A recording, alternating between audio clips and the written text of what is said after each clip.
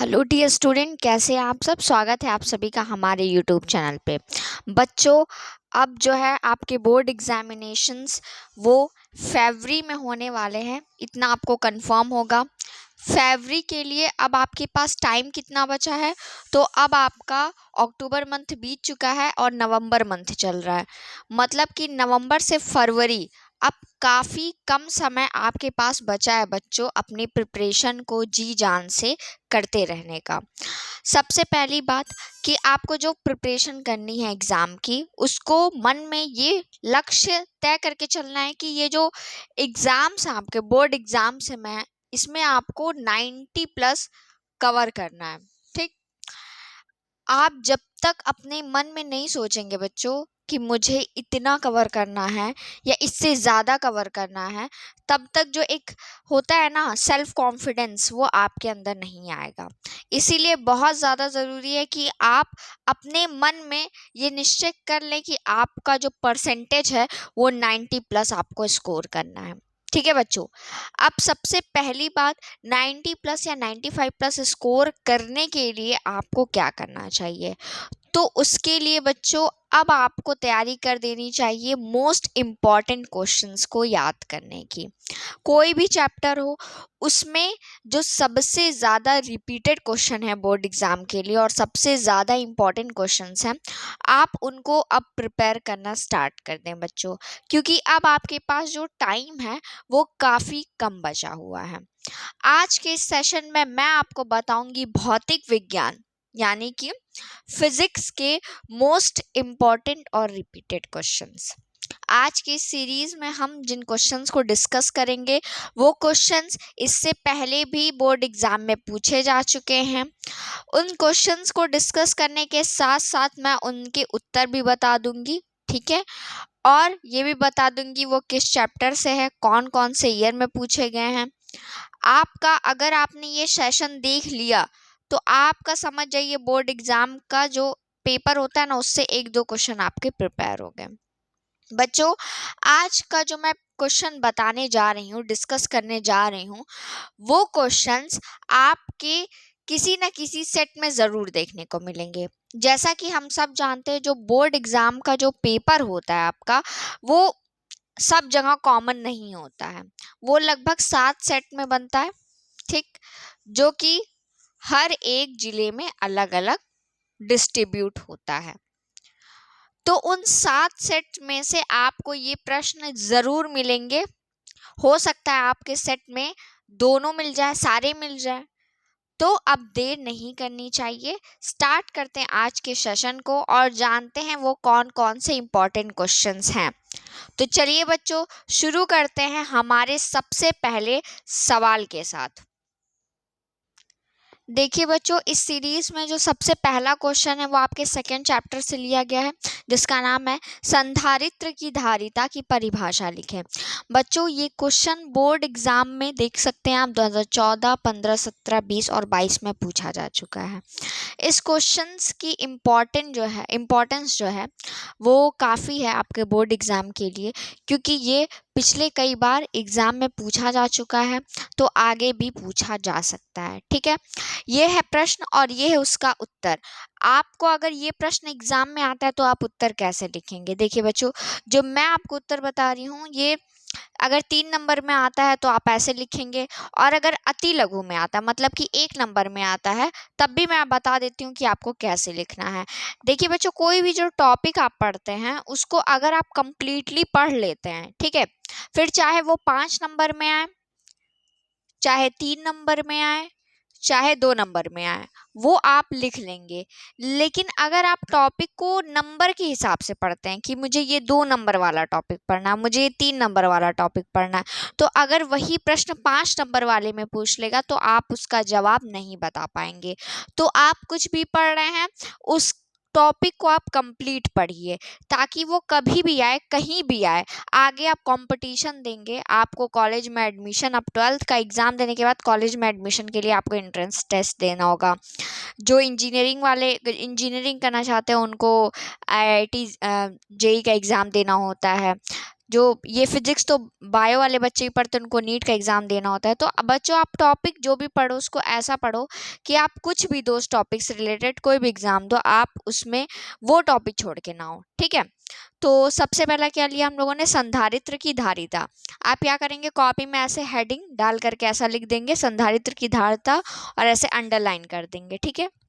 फिर देखिए उत्तर क्या है, किसी ऐसे दो चालकों का युग्म, किसी ऐसे दो चालकों का युग्म जिस पर बराबर तथा विपरीत आवेश होता है, ठीक है। मतलब कि अगर +4 चार्ज एक पे है तो -4 चार्ज दूसरे पे होगा। ये बराबर है 4 4, लेकिन विपरीत है, एक प्लस है एक माइनस है, ठीक है।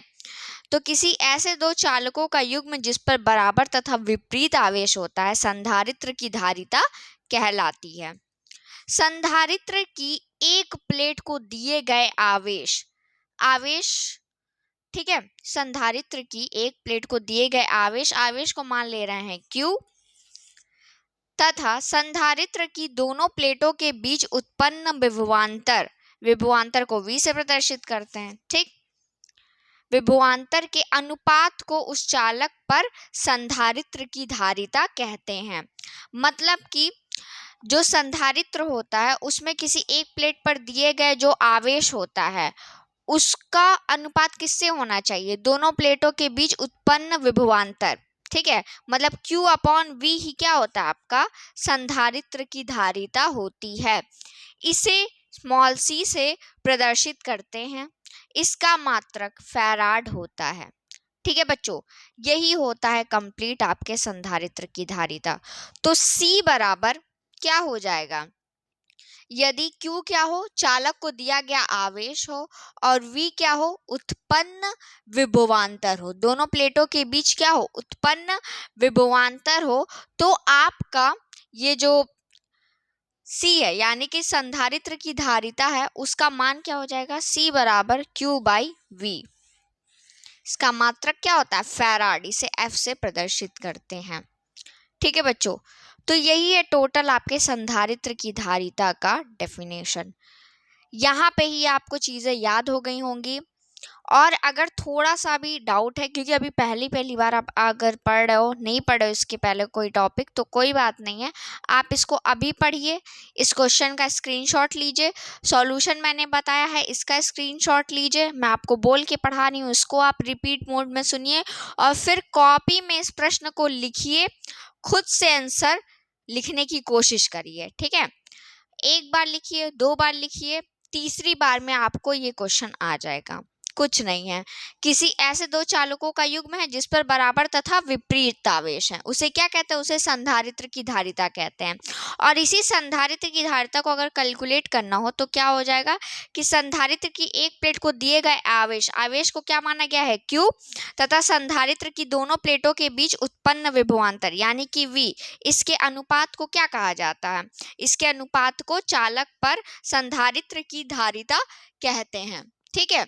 इससे c से प्रदर्शित करते हैं, इसका मात्रक फैराड होता है। तो C बराबर Q/V, यही होता है संधारित्र की धारिता। चलिए बच्चों बढ़ते हैं नेक्स्ट क्वेश्चन की तरफ, जो आपके बोर्ड एग्जाम के लिए इम्पॉर्टेंट है और पिछली बार सारे पेपर्स में कई बार पूछा जा चुका है, ठीक है बच्चों। देखिए बच्चों नेक्स्ट क्वेश्चन जो है हमारा वो क्या है, फैराडे के विद्युत चुंबकीय प्रेरण संबंधी नियम लिखिए। बच्चों ये क्वेश्चन बहुत ज़्यादा इंपॉर्टेंट है, 2014 से 2023 तक लगातार पूछा जा चुका है, बहुत बार पूछा जा चुका है क्वेश्चन। क्लास 12 के समझ जाइए मोस्ट इम्पॉर्टेंट क्वेश्चन में से एक है ये आपका क्वेश्चन। ये आपको इस साल भी दिखेगा, 24 में भी दिखेगा, और किसी न किसी सेट में ज़रूर दिखेगा। हो सकता है केवल प्रथम नियम पूछ ले, या केवल द्वितीय नियम पूछ ले, या फिर दोनों नियम पूछ ले, लेकिन पूछेगा ज़रूर बच्चों, ठीक है। तो इसका उत्तर क्या हो जाएगा कि देखिए पहले सबसे पहली बात तो फैराडे के विद्युत चुंबकीय प्रेरण संबंधी 2 नियम हैं। पहले नियम में आपका कोई भी डेरिवेशन नहीं करना है, वो नॉर्मल ऐसा थ्योरी है। दूसरे वाला जो आपका नियम है द्वितीय नियम, उसमें डेरिवेशन करना है। अगर बच्चों आपका ऐसे एग्जाम में पूछता है कि फैराडे के विद्युत चुंबकीय प्रेरण संबंधी नियम, मतलब यहाँ पे तो विद्युत चुंबकीय प्रेरण लिखा है, अगर एग्जाम में ये पूछ दे फैराडे के नियम बताइए, तो भी यही आपको लिखना होगा। ठीक है, वो क्वेश्चन में अगर विद्युत चुम्बकीय प्रेरण नहीं लिखा है तो भी आपको यही नियम लिखना होगा, फैराडे का यही नियम है। अब देखिए प्रथम नियम क्या कहता है। तो इस नियम के अनुसार जब किसी परिपथ से बद्ध मतलब बधा हुआ, ठीक है, बद्ध चुंबकीय फ्लक्स में परिवर्तन होता है तो उसमें एक विद्युत वाहक बल उत्पन्न हो जाता है। यदि परिपथ क्या है, बंद है, तो उसमें प्रेरित धारा बहने लगती है। यह धारा केवल तभी तक बहती है जब तक कि चुंबकीय फ्लक्स में परिवर्तन होता है।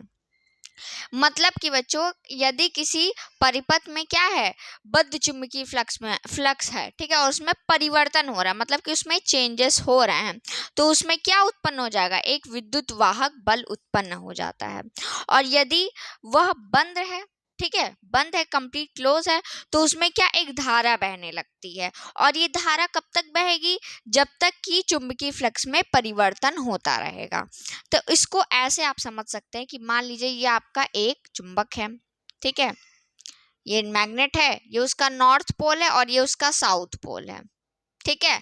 अब देखिए ये मान लीजिए आपकी वृत्ताकार कुंडली है, एक वृत्ताकार कुंडली है एक, ठीक है, यहां तक समझ में आ गया। जो मैग्नेट होता है उससे क्या निकलती हैं, तो उससे निकलती हैं बच्चों आप लोगों की जो मैग्नेटिक लाइंस होती है वो निकलती हैं कि नहीं निकलती हैं, ठीक है। तो अब देख लेते हैं, मैं इसको अच्छे से बना देती हूँ ताकि आपको समझ, ये चीज़ जो है वो समझाने के लिए है, ठीक है, ये चीज़ किस लिए है, समझाने के लिए। ये आपका चुंबक है, ये एक वृत्ताकार कुंडली है और मान लीजिए यहाँ से ऐसे निकल रही हैं, ठीक है,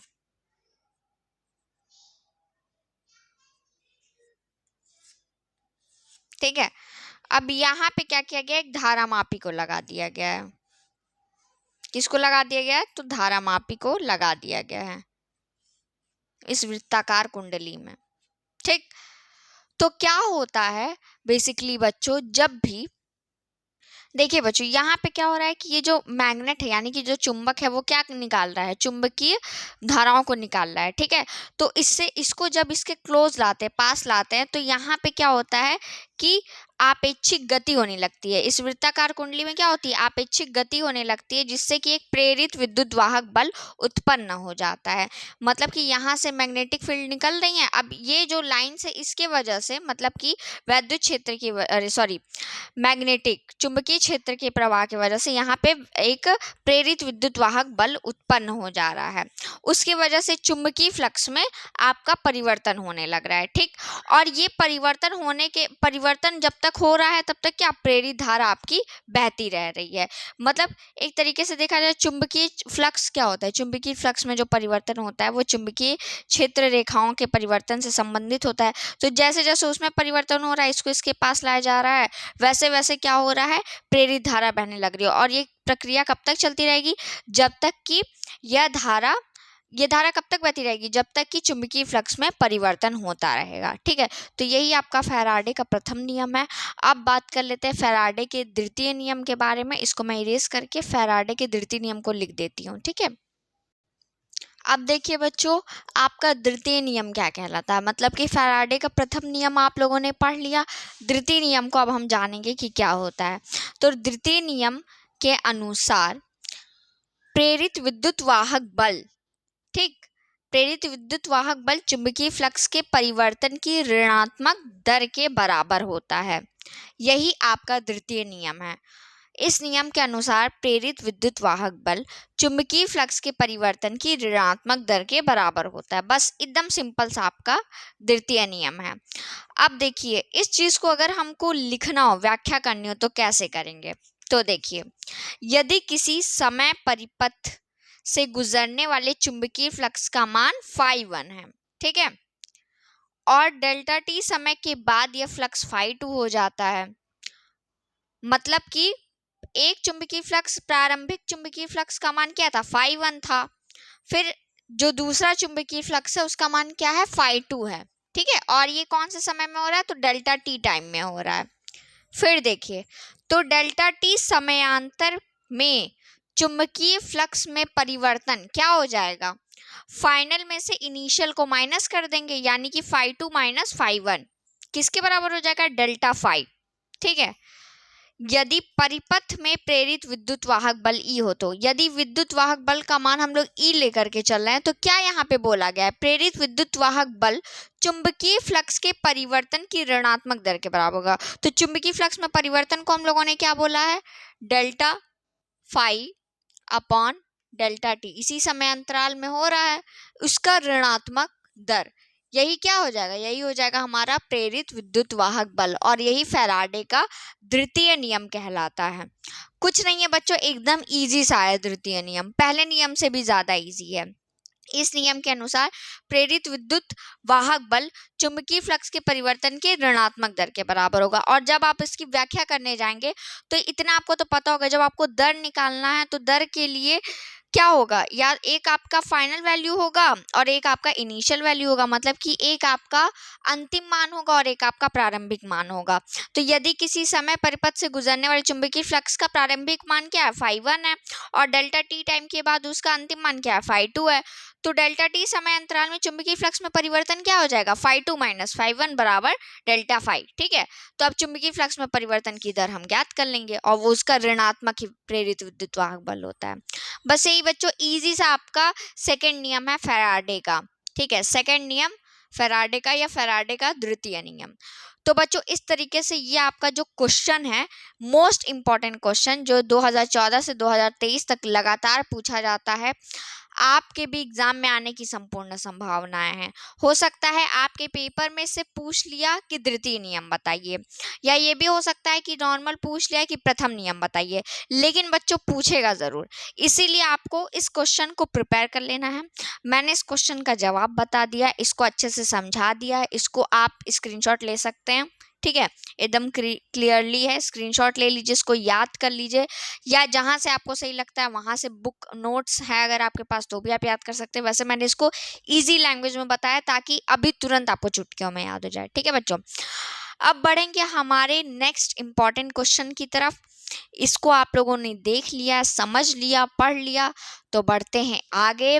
और बच्चों यहाँ तक जिन बच्चों ने इस वीडियो को देखा है वो कमेंट्स में लिख देंगे कि यस मैम वॉचिंग, या फिर हाँ मैम हमने वीडियो देखी है। आप कमेंट्स लिखते हो, मैं पढ़ती हूँ, मुझे अच्छा लगता है। आप लोगों के रिव्यूज़ के अकॉर्डिंग ही मैं वीडियोस बनाती हूँ।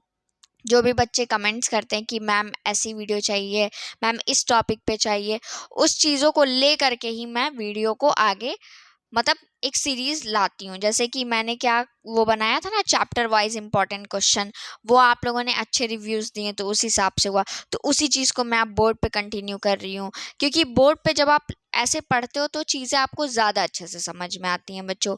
ठीक है, अब इसी तरह आगे हम क्लासेस चलाते रहेंगे केमिस्ट्री के इंपॉर्टेंट क्वेश्चंस की और फिजिक्स के इंपॉर्टेंट क्वेश्चंस की। मैथ्स का जो होता है वो सर आपको पढ़ाते हैं, केमिस्ट्री और फिजिक्स का मैं बताती रहूँगी, हिंदी का भी कंटेंट, इंग्लिश का भी कंटेंट आपको मिलता रहेगा।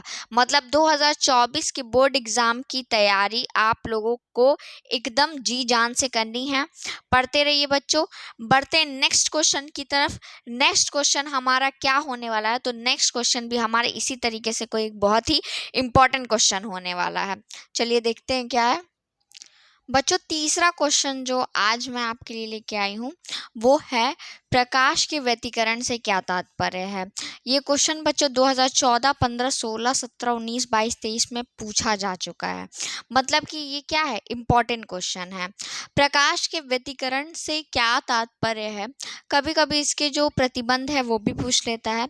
तो यहाँ पे मैंने प्रकाश का व्यतिकरण समझा दिया है, अब मैं इसको लिख दिया, अब मैं इसको समझाने जा रही हूँ, उसको आप अच्छे से समझेंगे बच्चों। ये सब जो क्वेश्चंस है मैं आपको बता रही हूँ वो प्रीवियस ईयर्स में आए हुए क्वेश्चन है, तो आपकी जिम्मेदारी बनती है कि आप इन क्वेश्चंस को लाइटली मत लीजिए। अगर आप यहाँ तक पढ़ लिए हैं, वीडियो में आगे देख रहे हैं, तो बच्चों आपका रिस्पॉन्सिबिलिटी बस इतना ही है कि इन क्वेश्चंस को और अच्छे से प्रिपेयर कर लीजिए। ठीक है, तो चलिए बढ़ते हैं क्वेश्चंस की तरफ। प्रकाश के व्यतिकरण से क्या तात्पर्य है, तो आप क्या लिखेंगे, पहले ऐसे हेडिंग प्रकाश का व्यतिकरण। अब देखिए, समान आवृत्ति की दो प्रकाश तरंगे जिनके आयाम समान हो, मतलब कि दो प्रकाश तरंगे हैं जिनकी आवृत्ति तो समान है ही और जिनके आयाम भी समान हो। ठीक है, आवृत्ति और आयाम समान हो, जब किसी माध्यम में जब किसी माध्यम में एक साथ चलती हैं तो माध्यम के विभिन्न बिंदुओं पर प्रकाश की तीव्रता उन तरंगों की अलग अलग तीव्रताओं के योग से भिन्न होती है। कुछ स्थानों पर प्रकाश की तीव्रता न्यूनतम लगभग शून्य होती है, जबकि कुछ स्थानों पर प्रकाश की तीव्रता अधिकतम होती है। प्रकाश तरंगों की इस घटना को क्या कहते हैं? प्रकाश का व्यतिकरण कहते हैं। ठीक है बच्चों, मतलब कि दो किरणें कैसी हैं, दो प्रकाश तरंगे कैसी हैं जिनकी आवृत्ति और आयाम दोनों समान हैं, वो जब किसी माध्यम में एक साथ चलती हैं तो क्या होता है, माध्यम के विभिन्न बिंदुओं पर प्रकाश की तीव्रता उन तरंगों की अलग अलग तीव्रताओं के योग, ठीक है, तीव्रताओं के योग से भिन्न होती है। कहीं कहीं पर उसकी तीव्रता क्या होती है, न्यूनतम होती है, यानी कि 0 के बराबर होती है, तो कहीं कहीं पे मैक्सिमम होती है। और प्रकाश की इसी घटना को क्या कहते हैं? प्रकाश का व्यतिकरण कहते हैं। ठीक है बच्चों, जहां जहां पे न्यूनतम होती है उसे विनाशी व्यतिकरण कहते हैं, और जहां जहां पे मैक्सिमम होती है, अधिकतम होती है, उसे संपोषी व्यतिकरण कहते हैं। ठीक बच्चों, तो यहाँ पे मैंने आपको दो और डेफिनेशन बता दी है, संपोषी व्यतिकरण और विनाशी व्यतिकरण के बारे में। और प्रकाश का व्यतिकरण तो आपको मैंने समझा ही दिया है। अब देखिए बच्चों, कभी कभी इसका प्रतिबंध पूछ लेता है, तो प्रतिबंध अगर आप जाइए, प्रतिबंध को भी अच्छे से पढ़ लीजिएगा। ये टॉपिक मैं जो भी आपको टॉपिक बता रही हूँ, मैंने फैराडे वाला एक टॉपिक बताया, ठीक है, फैराडे के विद्युत चुंबकीय प्रेरण संबंधी नियम, दो नियम बताए। उसके पहले मैंने क्या बताया आपको, संधारित्र की धारिता वाला बताया। तो मेरे बताने का आशय ये है कि आप अब जाइए और उन सारे क्वेश्चन से रिलेटेड जितने पॉइंट्स हैं सबको पढ़ लीजिए। ठीक है बच्चों, इस क्वेश्चन में मैं आपको एक दो चीजें और बता दे रही हूँ जो उसके कीवर्ड्स हैं, जैसे जो संपोषी और विनाशी, उसको लिख करके बता दे रही हूँ ताकि आपके दिमाग में रहे। अब देखिए बच्चों, मैंने यहाँ पे ऐसे दो पॉइंट्स बना दिए हैं जिससे आपको मतलब दिमाग में आपके रहेगा कि यदि तीव्रता न्यूनतम है, मैंने बोला ना कि जहाँ कहीं कहीं पे प्रकाश की तीव्रता क्या होती है, अधिकतम हो जाती है, तो उसे क्या कहते हैं, उसे संपोषी व्यतिकरण कहते हैं। और जहाँ जहाँ तीव्रता न्यूनतम हो जाती है यानी कि लगभग शून्य, उसे क्या कहते हैं, उसे विनाशी व्यतिकरण कहते हैं। और प्रकाश की इस घटना को क्या कहते हैं, तो उसे प्रकाश का व्यतिकरण कहते हैं। तो यहाँ पे बच्चों आपको अगर एग्जाम में आपका ये प्रश्न पूछ ले कि संपोषी व्यतिकरण किसे कहते हैं, तो आप यहाँ से यहाँ तक लिखेंगे और फिर लिखेंगे कि जब प्रकाश की जो तीव्रता वो अधिकतम होती है उसे ही हम लोग संपोषी व्यतिकरण कहते हैं। मतलब इस पूरे चीज में आपका 3 डेफिनेशन तैयार हो गया। हो सकता है एमसीक्यू में ही पूछ ले कि तीव्रता न्यूनतम होने पे उसे क्या कहते हैं, या तीव्रता अधिकतम होने पे उसे क्या कहते हैं। तो यहाँ तक की चीजें बच्चों आपको एकदम क्लियर हो गई होंगी, और अब आपको जा करके इसको प्रिपेयर कर लेना है, याद कर लेना है। ठीक है, तो आज की इस वीडियो में हमने जो जो क्वेश्चंस पढ़े, हमने क्या पढ़े, हमने पढ़ा संधारित्र की धारिता, फिर फैराडे का नियम पढ़ा, और ये प्रकाश का व्यतिकरण पढ़ा। संधारित्र की धारिता में बच्चों मैंने आपको बताया है एकदम अच्छे से फॉर्मूला के साथ, मात्रक उसका फैराडे था, ठीक है, फैराड था, स्मॉल सी से प्रदर्शित करते थे। ठीक, अब देखिए, फिर मैंने बात की फैराडे के प्रथम नियम और द्वितीय नियम के बारे में। तो प्रथम नियम और द्वितीय नियम दोनों इंपॉर्टेंट हैं, एग्जाम में पूछे जा सकते हैं किसी एक नियम को भी लेकर के और दोनों के बारे में भी। ठीक, फिर हमने अब क्या बात की, प्रकाश के व्यतिकरण। तो प्रकाश के व्यतिकरण में हमने प्रकाश के व्यतिकरण को भी पूरा जाना, और इसमें हमने क्या जाना, संपोषी व्यतिकरण और विनाशी व्यतिकरण। बच्चों प्रकाश के व्यतिकरण का जो प्रतिबंध होता है वो भी इम्पोर्टेंट होता है, आप लोग उसे भी पढ़ेंगे। ठीक है, प्रतिबंधों को भी पढ़ लेंगे। और ये जितने भी क्वेश्चंस मैंने बताए वो 2014 से 23 तक में रिपीट करके पूछे जा रहे हैं। मतलब क्या है, ये इम्पॉर्टेंट क्वेश्चंस हैं आपके लिए। ठीक है, आप फिजिक्स पढ़ रहे हो बच्चों, फिजिक्स इतना जान लीजिए, आपका टोटल कितने नंबर का पेपर होता है, 70 मार्क्स का पेपर होता है। ठीक है, इस 70 मार्क्स के पेपर में आपको अपना बेस्ट देना होगा, तब आप जा करके 65 प्लस लाएंगे आप, और तब कहीं ओवरऑल जब प्रैक्टिकल मिला उला करके आपका तब बनेगा आपका 90 प्लस या 95 प्लस। ठीक है, अगर आप इसमें थोड़ा सा भी आलसपना दिखाएंगे तो ये जो ओवरऑल है ना, ये नहीं कंप्लीट हो पाएगा। तो इसीलिए बच्चों आपका एग्जाम है फरवरी में, आप अभी से एकदम प्रिपेयर कर लीजिए खुद को कि हाँ मुझे पढ़ाई करनी है, मन से पढ़ाई करनी है। और जो जो बच्चे मेरे प्रीवियस वीडियो को देखे हुए थे, मैंने बहुत सारे बच्चों के कमेंट्स पढ़े, सबने दिए देखे अच्छा था, उसी तरीके से मैं फिज़िक्स का लेकर के आई हूँ, फिर मैं केमिस्ट्री का भी लेकर के आऊँगी। मतलब ये प्रोसेस रिपीट होता रहेगा।